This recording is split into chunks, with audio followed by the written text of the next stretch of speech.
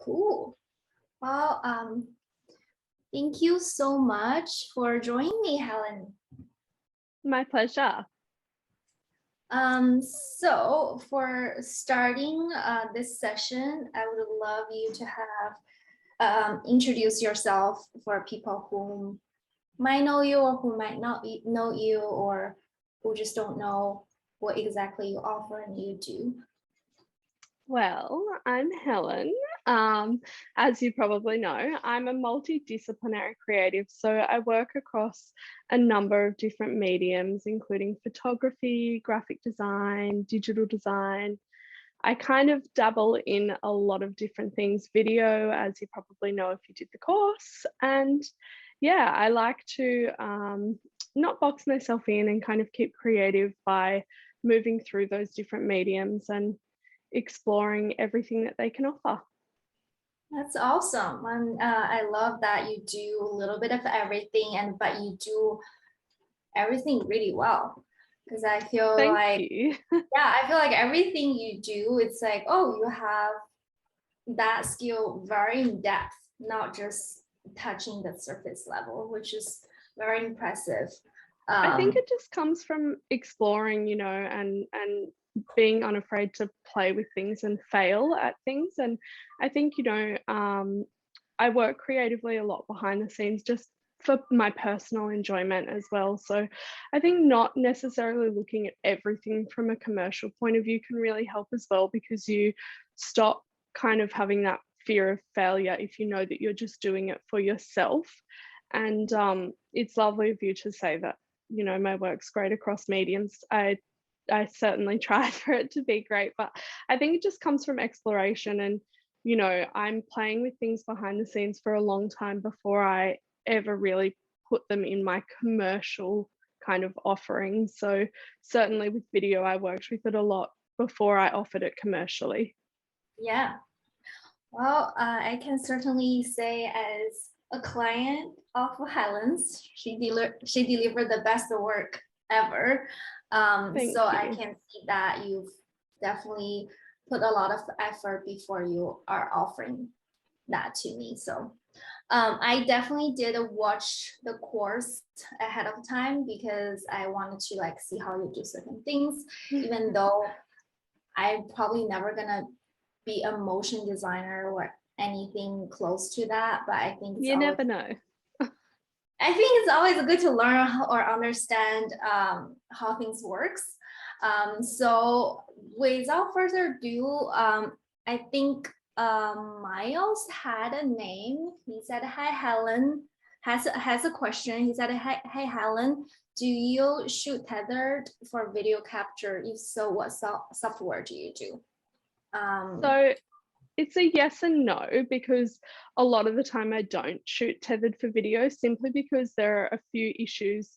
There's not a lot of software that offers really great control within video, and also depending on your connectivity to that tethering, you normally typically experience quite a lot of lag as well. But I do sometimes shoot tethered for video, and if I do, I actually use Canon EOS Utility 3, which is specific to the camera that I'm using, which is the Canon R5 mirrorless. So it's hard for me to recommend that because I don't know what Miles was shooting on. But essentially, Canon has a lot of different software, for older models, and for whatever you're working with. And I'm sure other professional camera manufacturers do.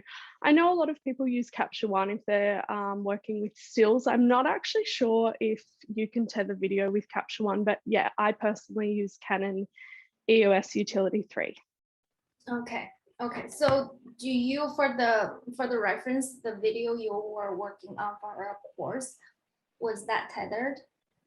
It was tethered, but really the reason that I tethered with that video was more specifically because I was also shooting stills, and I was also doing time lapse. Like for the candle part that burnt down, I was also doing time lapse, and I wanted to be able to check on that time lapse without moving too close to the camera and the tripod because I wasn't working on a concrete floor. And when you're working with a time lapse or anything that needs to be stabilized, any video really, you don't want to have any movement if you can avoid it. So I tethered purely for the convenience to be able to see what was happening, what was recording from a further distance away.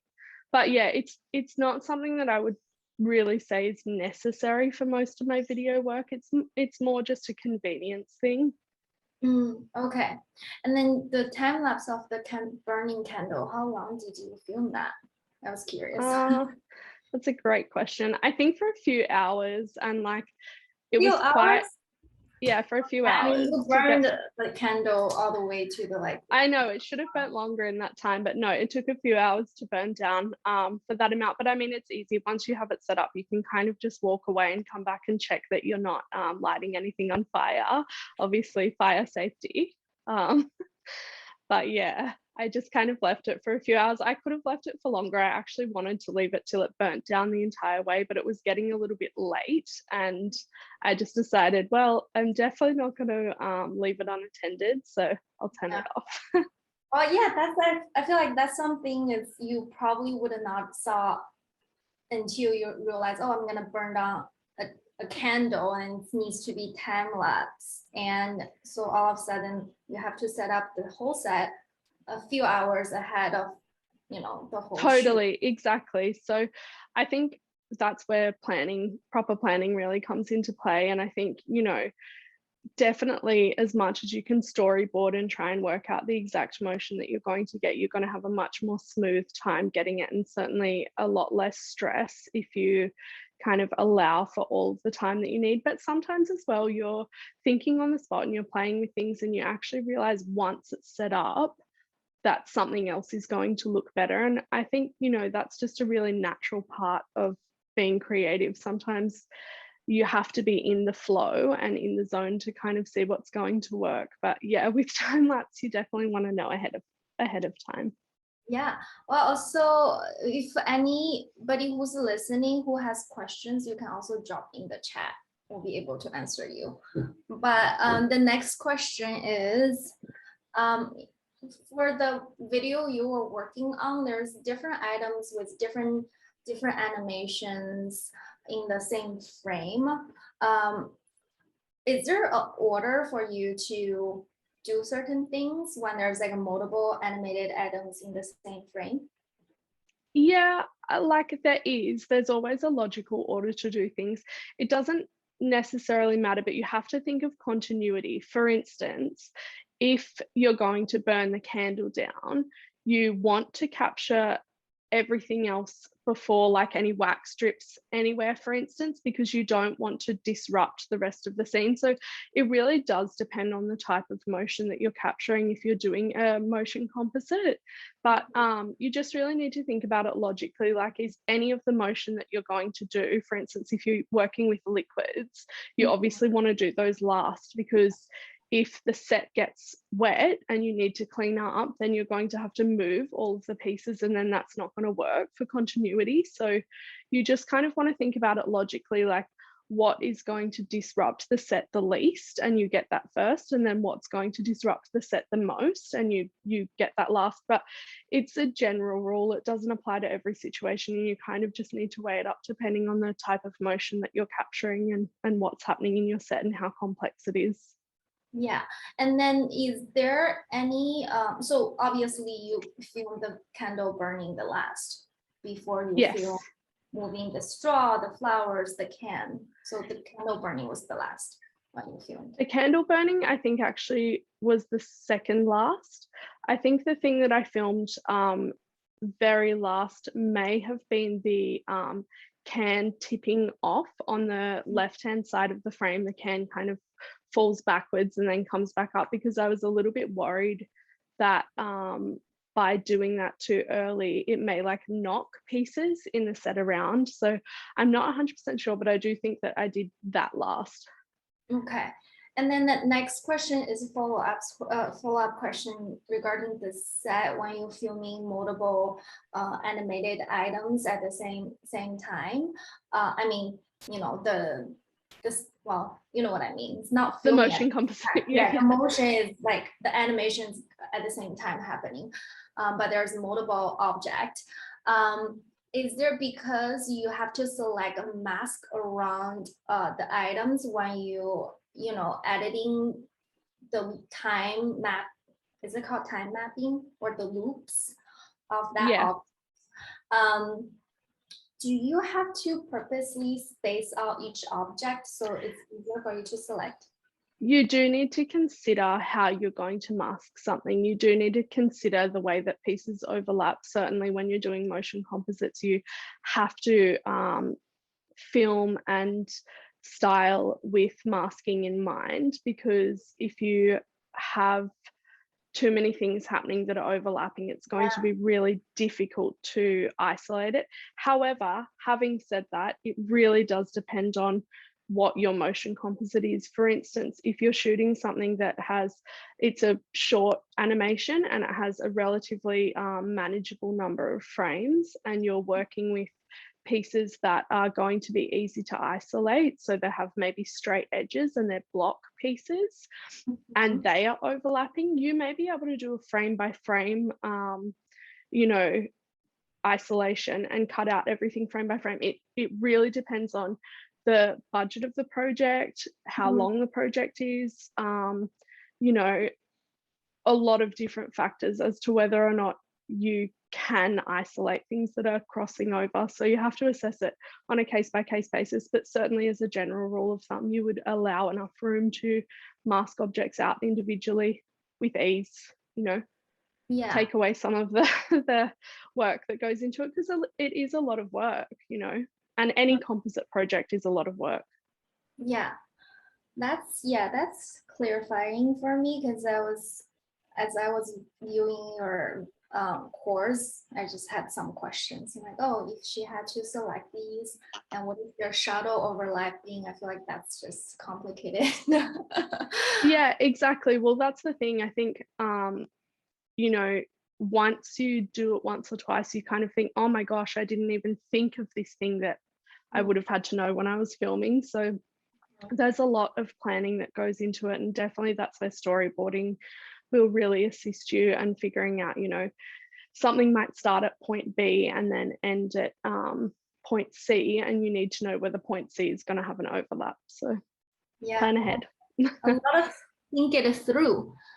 So someone asked, glad to be able to make of these live sessions, also based in Australia. How do you manage to get your animated work into EDM without losing the quality? I love your ritual moon mail work. Okay, thank you.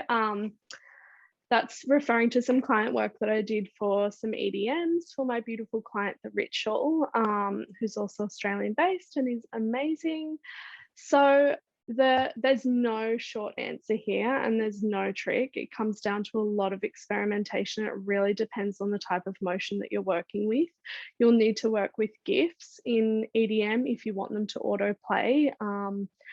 You can embed video, of course, but it's a different can of worms, and I most often don't bother unless I'm wanting to direct the audience to a longer video that can't possibly be converted into GIF. But honestly, you just need to play with the compression and just kind of keep on downsizing it until you get to a point where you're happy with the size, but you haven't lost so much quality. I always lose a lot of quality. I think it's not something that you can avoid really, and you kind of have to understand the limitations of the medium that you're working with, and EDM has so many limitations. But yeah, there's no short answer, unfortunately. I convert everything to GIFs, and you know, I work with After Effects to do that. So yeah, there's no short answer. It comes down to experimentation and working with the individual motion that you're working with. And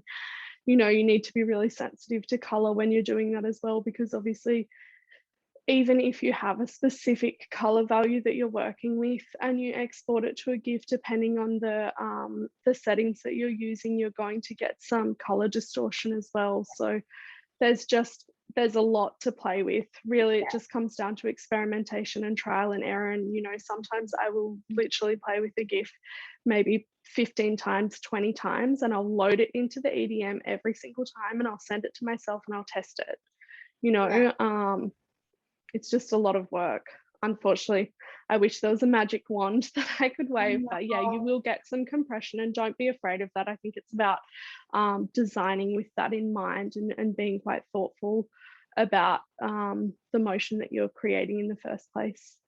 Totally. I mean, I think losing colors in GIF format is just inevitable. Like you will lose colors, even if you have super high quality videos. The format itself is really old. It's not a new format. I refer to GIF as new media because when we're using it in really new ways, and certainly, I refer to EDM as new media because we're able to create things that we wouldn't have necessarily seen as being possible within an email kind of platform some time ago. But GIF is not a new technology. It's an old format, So yeah, oftentimes you see all these GIF memes, they're all super low qualities. So totally, yeah. Very, very low quality, but they do it really well. So and don't get caught up in it as well, in the necessarily, obviously you want it to be as high quality as possible, but I think it's about the overall design, and sometimes it's a trick of the eye as well. Like you restrict the amount of pieces that have motion in them, so most of it's still and only a really small part has motion in it, and in doing that you can allow for a little bit more of data to go towards that motion, because you're not having heaps within the video, within the EDM, and then everything else is still, and it's kind of a trick of the eye as well. Totally. I think, for instance, Mia Shell's work, who's also in this course, now her work is mostly still just one thing. Yeah. And the quality is beautiful. You won't tell like the difference. So I love Mia Shell's work, and I think that it's sort of like we might have thought of that style of work as like a cinematograph at some point in time, where most of the image is still and only some parts are moving, and by doing that you can actually get really high quality work beyond EDM now. Like just for everything that you're doing, it's really great if you can incorporate some still pieces into the motion that you're doing, because the quality will become so much higher and you have more capability to retouch those still parts than you do with the motion. But obviously the trick really then is lining up the still and the motion so that everything blends seamlessly. Totally. I think there's a follow-up question. At what stage did you start integrating motion into your practice? Was it through personal interest or client needs? And how do you manage client expectations with motion? For example, budget, deliverables. Okay, so in terms of when I started becoming interested in motion, it was definitely from a personal viewpoint. I think motion's always really interested me, and I mean, coming from a generation, I was born in the 80s, I grew up in the 90s watching Rage. I always reference Rage, which I don't know, did you get Rage in the States, Claire? Is it just an Australian thing? It was like a music video kind of service that would come on the weekends, I think, and play like all of the music videos. And in the 90s, they were like, I didn't grow up in the States, so that might be yeah, it's true. Sorry. Yeah, so yeah, people from America probably have seen it, but that's I don't know if they did anyway. Well, it's another thing, like whenever people reference 90s stuff, I'm just like, I don't know, 90s, even early 2000s, I don't know. I only know like stuff from later 2000s when I actually started watching, Yeah, you're too young. You're too youthful and gorgeous. No, I'm not too young. I'm also 80s. But I think like I was always interested in video because I witnessed such groundbreaking creativity through video, and specifically through music videos when I was growing up. And so it was something that always really interested me. I enjoy watching movies, and I always kind of thought that it would be really interesting to learn more. So it was definitely something that I played with in my personal life. And, I didn't have any of the tools to really do that. So I just like looked online and, watched tutorials and thought about the storyboards that I would make and all of that sort of stuff. And I didn't really introduce it commercially into my work until clients started asking for it really. And I was like, well, yeah, I can do that. It was never something, I guess, that was at the forefront of my commercial practice. So I just didn't really think to offer it because I do a lot of creative work, and I guess I don't necessarily always view it through a commercial kind of lens. And so, yeah, it took me a while to offer it commercially, but it's exciting. And I think managing client expectations is a difficult one because with motion, there's often an element of the unknown that comes into it. And it also comes down to your personal relationship with your clients and kind of how well they know you, whether you've worked with them or not before. And Claire can attest to this because we've got a video project in the works actually that's behind schedule.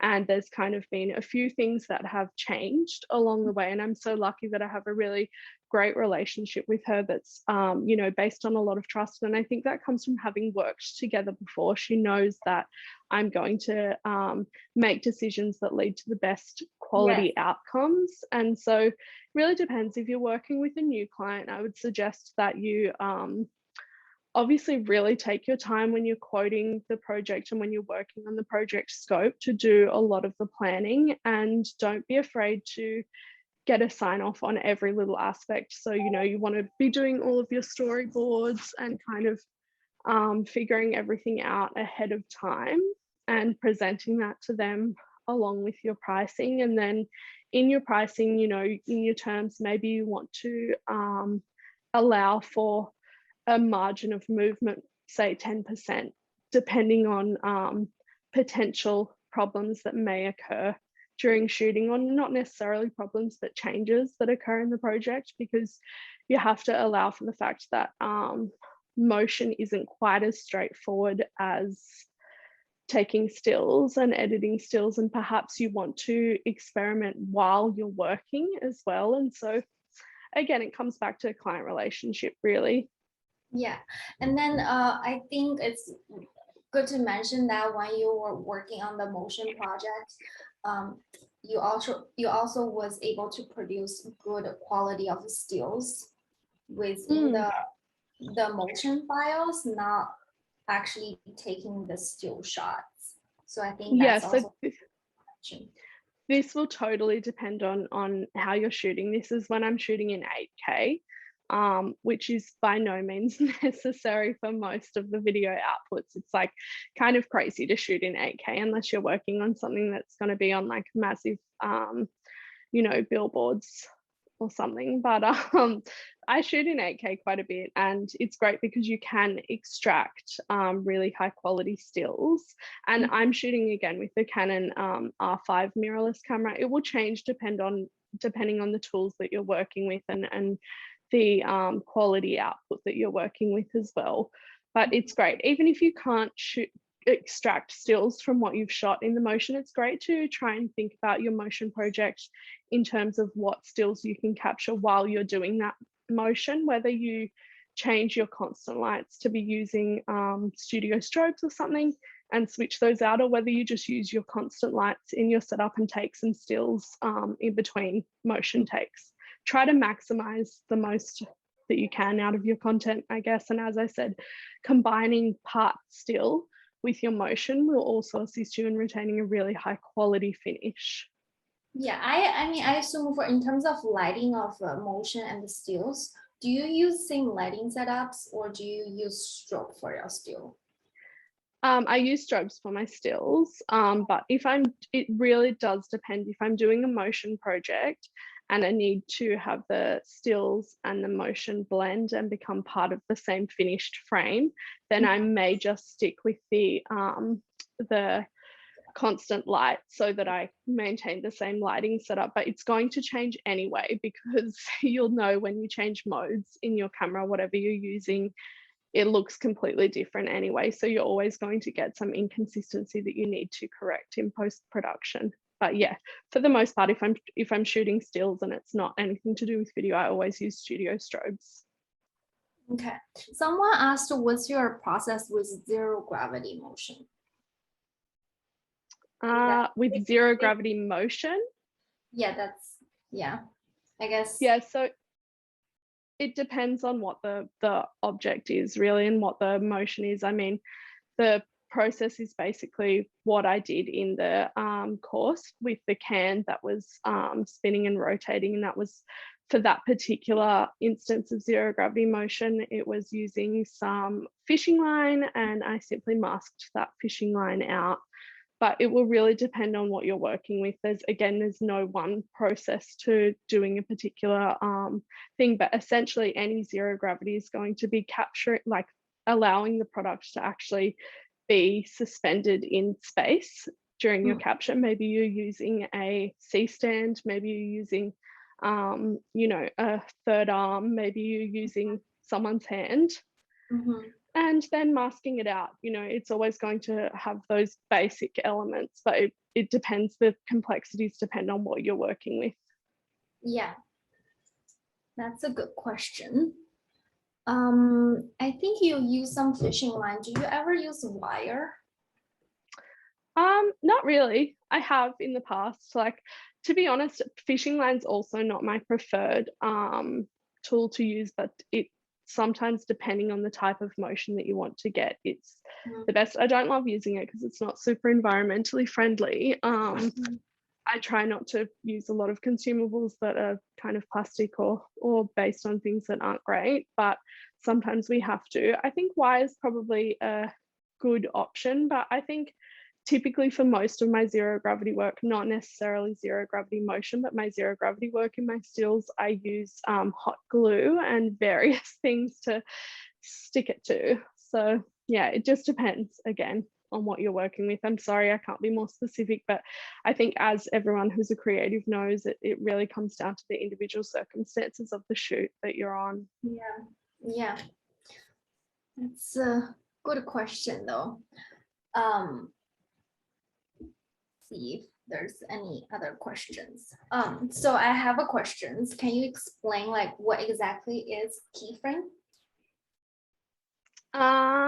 Can I explain what exactly is a keyframe? That's like a really key thing to understand what is a keyframe because you have to. I think it's so hard to articulate things in words, but I would definitely suggest reading the section of the course download where I break down what a keyframe is. I don't want to necessarily go through it verbally just because I feel like I may confuse people by describing it in a slightly different way. The way that I've written it in there is the best kind of thing to follow. So I would say refer back to that, just because to articulate it verbally, I think I may actually confuse people. Yeah, and then, by the way, there's like the downloadable, if you guys have not downloaded it yet, it's huge. It's like 52 pages. There's so many informations. I haven't read it through, but like I glanced it through. I'm like, whoa, there's a lot of quite some information that you even knowledge you have not even mentioned in your videos, but it's all there. It's very compact, so definitely download that. And yeah, it's compact, but there's a lot of information. I think sometimes it's actually easier to have information that you can read over. Like sometimes I have to read something 5 times before I actually get it. And I think when you're talking about something from a technical point of view, sometimes it's really helpful to read over it a few times until you actually get it. And definitely also watch parts of the video again, because it's explained in a way that I probably can't even replicate in a live situation, because I took a lot of time and care to script that properly in the video so that I was conveying that information in the most digestible way. So I would just say as well, don't be afraid to kind of rewatch sections. There's a good keyframing section in that video as well, along with the course book. Cool. Somebody said, thank you. This guide is amazing. Yeah, it is. Yeah, thank you. I saw that. I appreciate that. I put in so much time to that guide, so I hope that you guys all enjoy it. Yeah, I feel like, well, people who didn't buy this course, well, I missed out so much because this guide itself is like worth the whole course's price. Thank you. Yeah. It's such a complex topic, and I think if you're new to video, I guess this is something I really wrestled with, and Claire and I discussed a lot behind the scenes before I agreed to do this course topic, was that how do I actually fit enough information in to you know, really give you the key parts of motion that I think are really important in an hour. You know, it's a lot to fit in, and so that's why I did the course book and kind of had various downloadables and things to try and really amp up what I could fit in within that time frame. Also, all those bonuses for people who are in this chat. I love a bonus. Amazing. Like I like immediately download you know, all of them, and I have on my screen now. Oh my gosh, there's like a lot of app, but you can see it's there. My I can. How cute.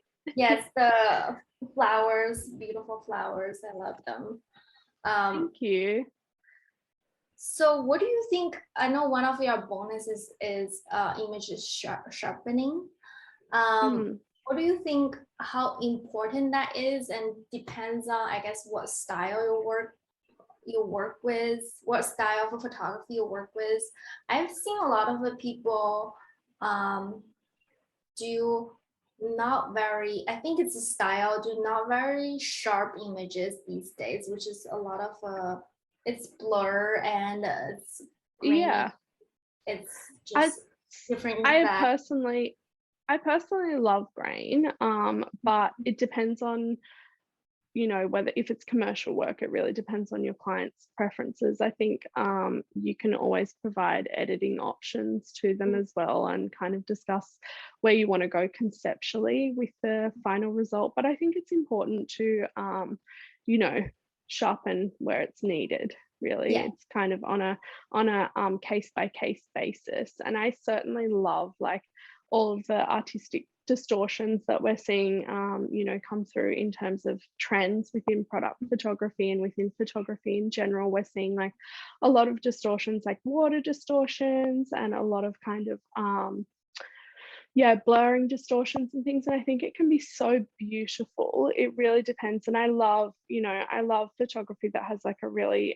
shallow depth of field as well. So I don't necessarily have to have everything laser sharp, but it does come in handy for certain things for sure. And it's just that sharpening action is something that I use so often that I thought like, well, you know, it's so helpful to not have to do things manually all the time, and just to have little actions and processes. For instance, I have like actions saved that will resize an image to the perfect dimensions for Instagram or whatever, because that's something that I do all the time. And wherever you can kind of put things in place where it's automated, it's just saves you a lot of time in the long run. Yeah, totally.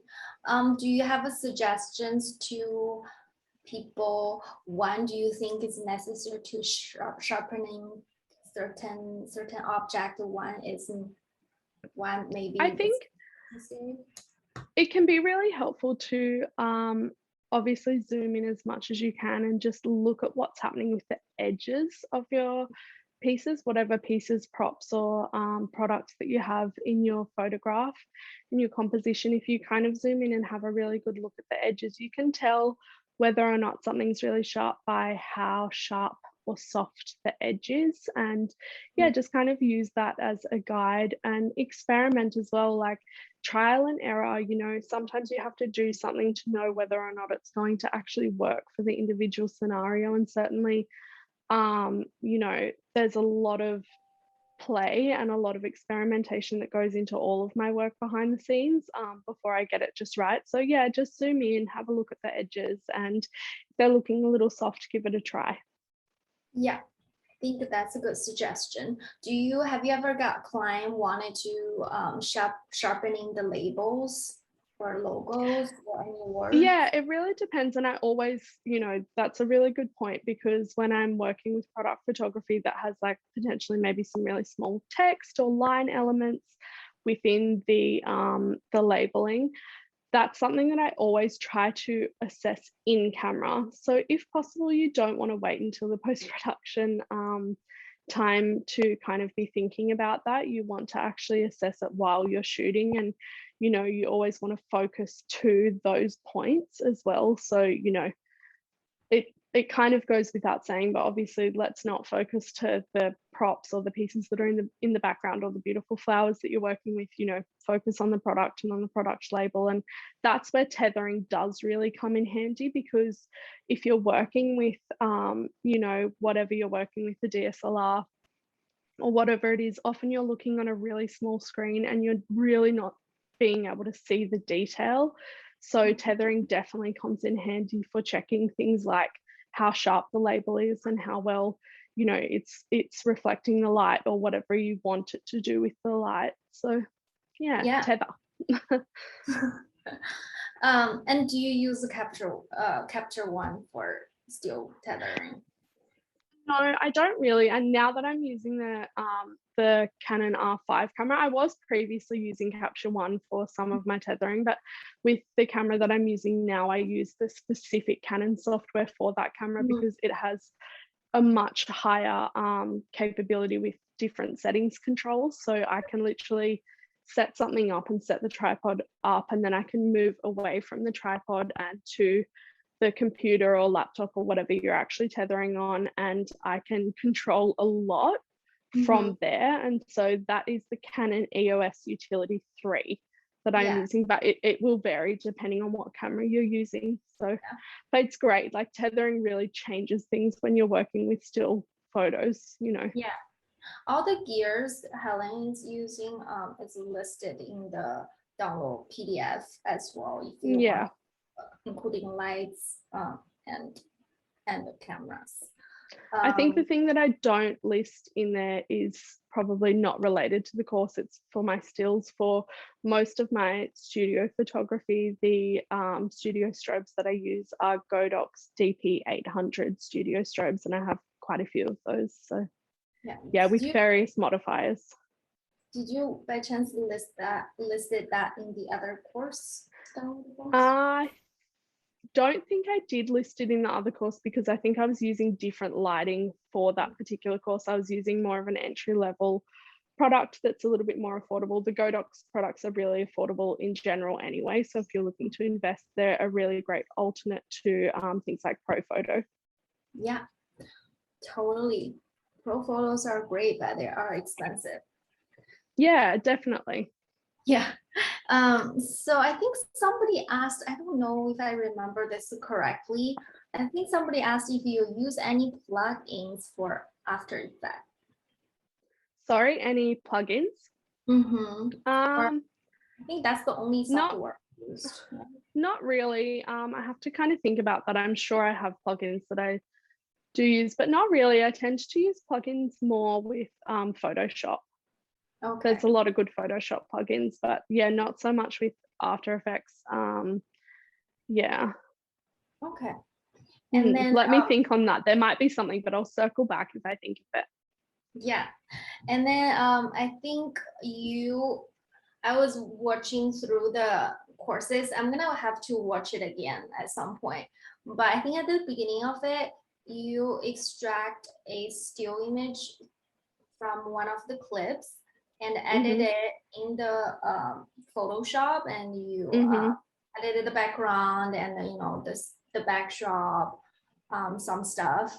And was that one is the prime composition one you were editing in photo? Sorry, there was a little bug that flew in front of my face. Just Australia. Sorry, I got so distracted. What, could you please repeat the question? Was that a prime? Because you mentioned there is a prime composition layer. Was there a layer called a prime composition? Was there a layer called the prime composition? I think that in the course downloads, I just include the pre-edited layer, if that's what you're asking. Yeah, I think, Is that yeah. what you're asking? Yeah. So I'm asking, so you were at the beginning of the course, the post-production editing video, you extract a still life image Yeah. into Photoshop and you edit it. And what is the purpose of that still life images?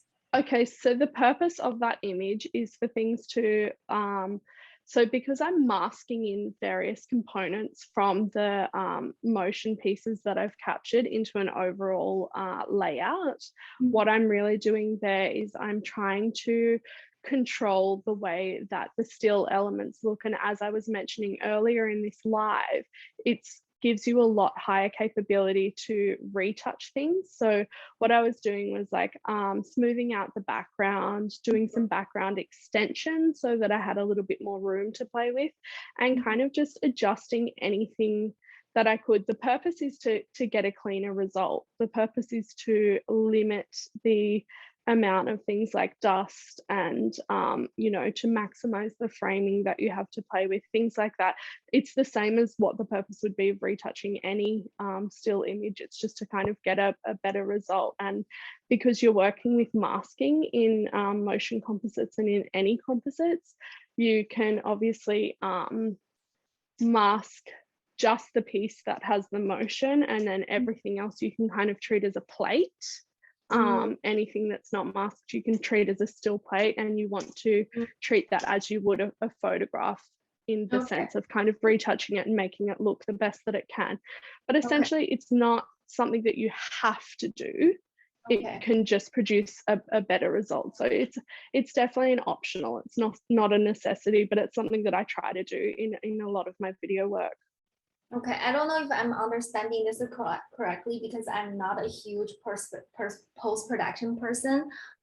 Just in case some of the people who like me. So what I'm gathering is that still photo is acting as the background of Yes. all the layers you have masked it out. So like there's a can, there's candle, there's the column, and there's there's a straw, there's flowers, there's a lot. So if you take all these individual masks, and that's like the background is the one you. Exactly, it's acting as the background plate. It's acting as the base for everything else to sit on top of, and as the base layer, as you kind of said, the background piece. So it's just kind of providing the biggest workspace through extending the background. It's providing a clean piece so that you don't have to go through and look at things like dust in individual clips. But obviously, you know, it does depend on what masking you're doing as well. So again, it's just one of those things that is individual to the project that you're working on. But if you can have a base background plate that's really cleaned up, it's a good idea to try and do so. And then again as well, you can also offer that to your client as a high quality still from the video. Okay. And the way you make sure everything's in the exactly same spot is because everything's shot in one go. The whole frame is exactly the same frame. So everything. Yes, and like there are different ways that you can go about that if you're not shooting everything at once. You know, you can work on alignment, and there's some artificial intelligence that you can use within the programs to kind of help you auto align those layers and those different motion pieces. But certainly I shot everything for that motion composite piece in the one kind of session, and you know, my tripod was as still as it possibly could be. I avoided moving anything. I was really careful about the order that I shot in, like Claire brought up before, and yeah, just trying to make sure that you maintain continuity. You will get a little bit of movement here and there. That's just the nature of it. If you're shooting on like concrete floors, you have a lot better of a chance to not get any movement, and definitely the tripod that you're using will make a difference in the camera that you're using. My lens has so much weight in it that like it just really wants to move even the most solid tripod. So it depends on what you're using. Yeah, well, that's a good to know. I was curious when I was watching the course. Someone asked, what's your process when starting a client project? How do you present your idea before a project scope is sent off and ensuring you've costed everything, particularly if a client doesn't understand the process of motion work? It's really hard if a client doesn't understand the process of motion work. That's fine as long as they understand the process of like creativity in general. Like as long as they can have kind of some sort of understanding that it's a process that's not exactly linear. You know, it can go up and down and various things can kind of you know, come out of that, and it can change as long as it goes along. I think, you know, you have to communicate quite openly and quite honestly with your clients about the potential shifts within the project, and as the question stated, the potential costing that you could incur, but just letting them know what goes into it and what the stages are. And you can do that simply by itemizing the pieces on your quotation, and you know, by really breaking it down into separate things, like say you charge a day rate, or maybe you charge per deliverable, and then perhaps you can include as a separate line item your post-production. You can include the prop allowance as a separate line item, whatever you want to include in the project. Try to break down the costing so that they can actually see where the total number's coming from. Yeah, and I think one thing is very good, will be really helpful for you, is asking their budget first. If Yeah, they say, totally. oh, I want a motion work, I only have $1,000, then obviously that's a no.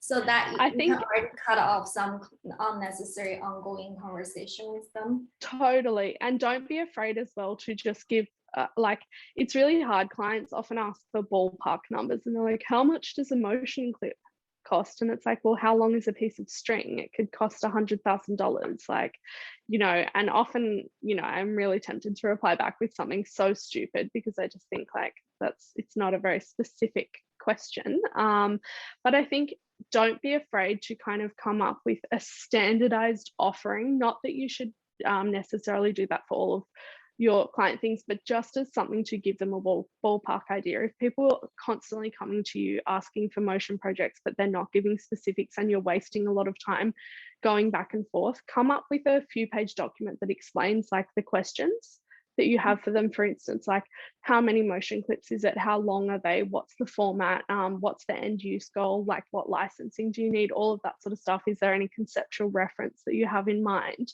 If you can put that all into a document so that, again, you can automate that process and just like flick it off without wasting your time, that's, you know, my best advice. But also perhaps you might have a package offering that you want to do that includes X amount of images and X amount of motion clips, and you know, based on the format that you're offering, the length that you're offering, and the type of style that you typically use in your portfolio work, and what that client might be coming to you for, you can send that off and say, this is my standard packaging offer for this. However, it is subject to change based on the individual client needs, and see what they come back to with that, because that gives them an idea really quickly of what your kind of price points are, and whether or not they can afford you, or whether they kind of want to go to the next step. And it stops you from wasting time back and forth, which is like, you know, we all spend too much time on our emails. So I certainly do. Yes. It's a lot of work. Yeah, streamline that work. Just back to sharpening and the small products. If you did have a funky label on the product and a client output was video, how would you tidy up the typography on the product label? Well, it depends on what's happening to that product in the video. Say the product is still, but there's a lot of motion happening around it, you can replace the product label with a still frame.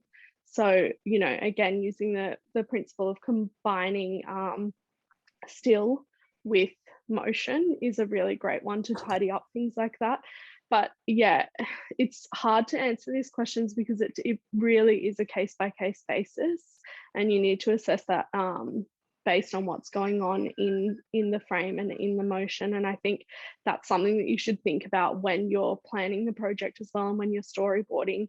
If it is going to be a label that's going to be quite difficult, you need to kind of plan for that in the motion that you're capturing.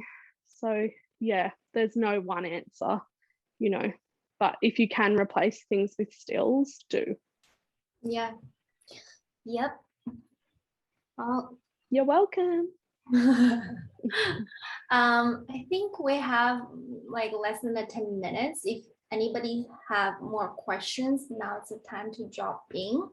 But I guess if is there any like other common question you've got asked a lot about your motion work from just your followers? Yeah, I do. I just get asked, how did you do that all the time? Great. I like to, yeah, I'm like in Microsoft Paint, guys.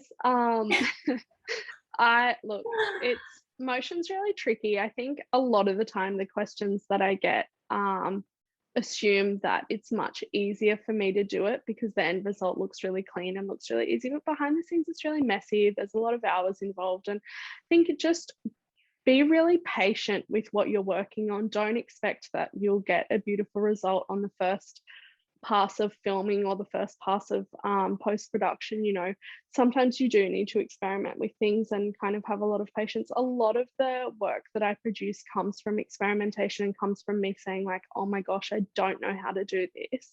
How am I going to pull this off? And I just kind of sit there and think about it for a long time. And you can trick people as well, like in terms of, that sounds really bad.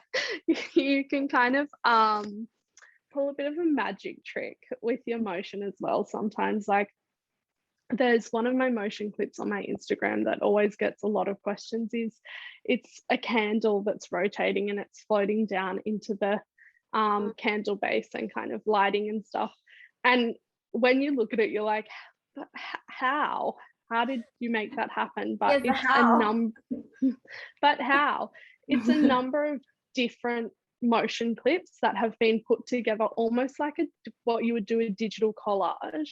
And you know, I've used keyframing to move the position of the candle, and you know, that's what I was wondering with the zero gravity. Yeah, I think it depends on the different piece that you're doing, but I'm using different motion clips and combining them together to create the end result. So it's not all happening in camera, that's for sure. A lot of it's post-production, and if you saw the original raw footage, you would think like, what is going on?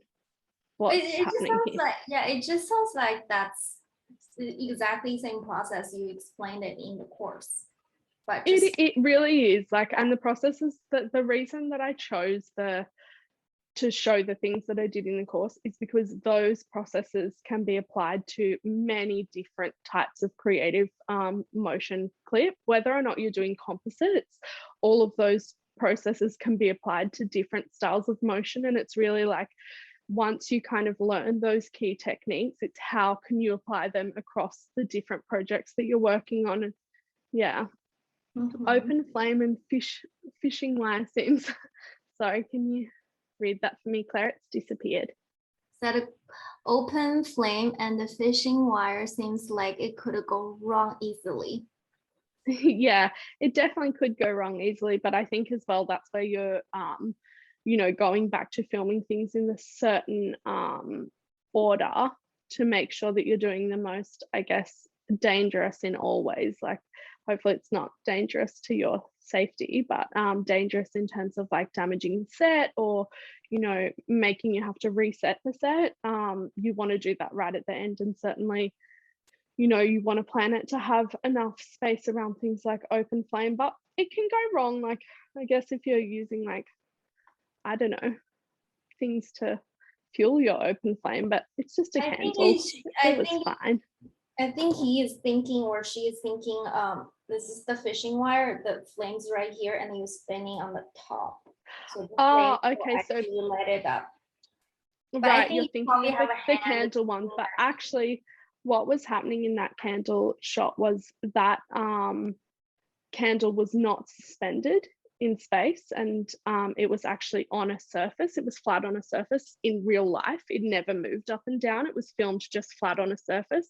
The movement up and down was done by isolating the candle and then actually moving it in post. So there was no movement and there was no suspension in space with fishing wire or hot glue or anything like that. And I filmed the flame for a set amount of time, and then actually I just blew the candle out and worked with it without the flame and added the flame in post where I needed it in certain parts as well. So yeah, it's so individual to what you're doing.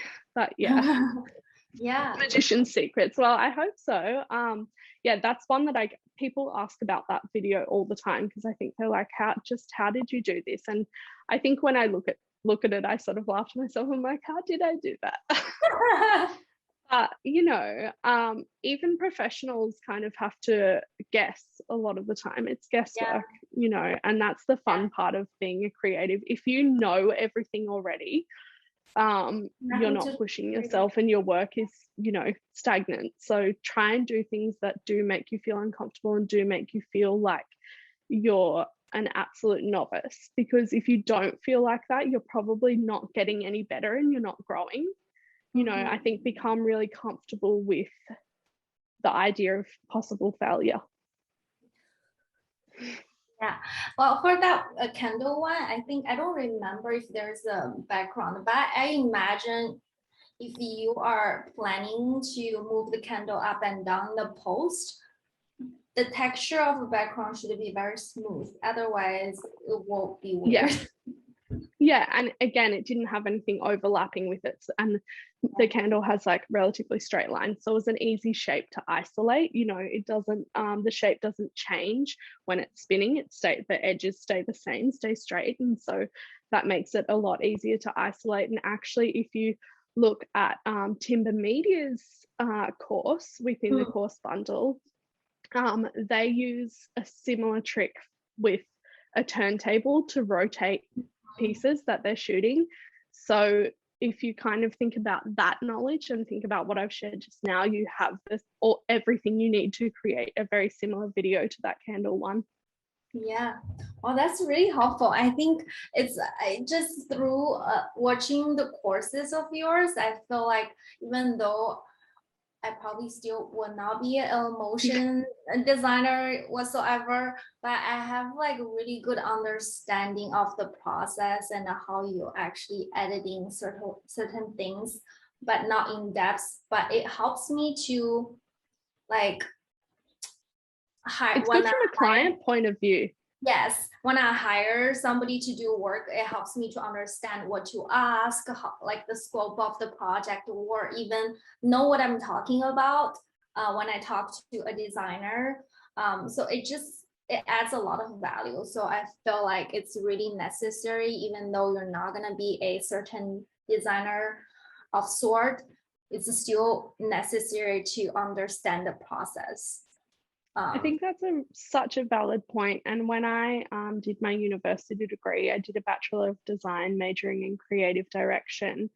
We were really encouraged to learn various creative skills across mediums. And that's something that I'd already been doing in my earlier career and in my personal life anyway. But I think what they said is like, how can you kind of be part of a team or be involved in creative projects if you don't understand the process that goes into things? And I think that it's really important, even if you're not going to offer motion design in your commercial practice, if you are working with clients who are having motion design done, or perhaps you're outsourcing that in your business, maybe you are offering it, but you're not personally doing it, you need to know exactly what to ask for, and kind of you need to know a little bit the basics of the process so that you understand the limitations of that medium and where it can take you. So yeah, I'm glad that it did that for you, Claire. Oh, totally. It was like so clarifying things for me, like, oh, like, like the question I asked is like asking you as like me have no motion experiences, but I'm like, oh, that's how it works. And it make my life so much easier next time if I have a motion project wanted to pursue, and then I think we'll have a better understanding, even the timeline wise, the scope of the project. Yeah, and what goes That's into it.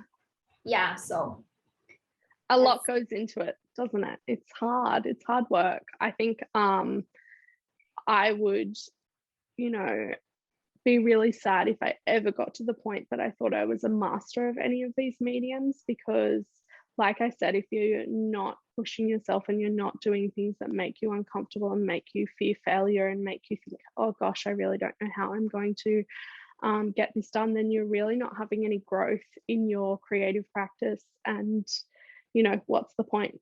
Very boring. So learn to not fear failure, basically. Well, thank you so much. That's a whole hour of talking with Helen. I feel so lucky that I'm able to be your client, and then you able to collaborating with you and chatting with you all the time. It's such a pleasure. I'm the lucky one, me. No, me. Claire and me chat all the time. I'm always like, let's chat for 5 minutes, and then easily 45 minutes passes. So, yeah, it's just no, it's never 5 minutes.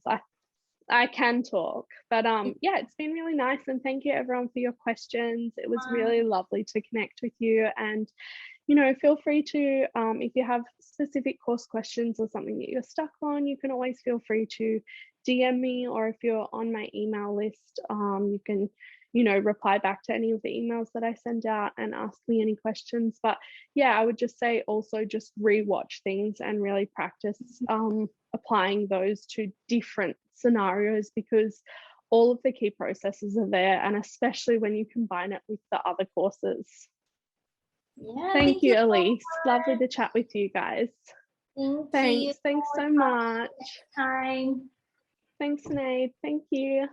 Bye everyone. Bye. Thank you, Elise. Bye.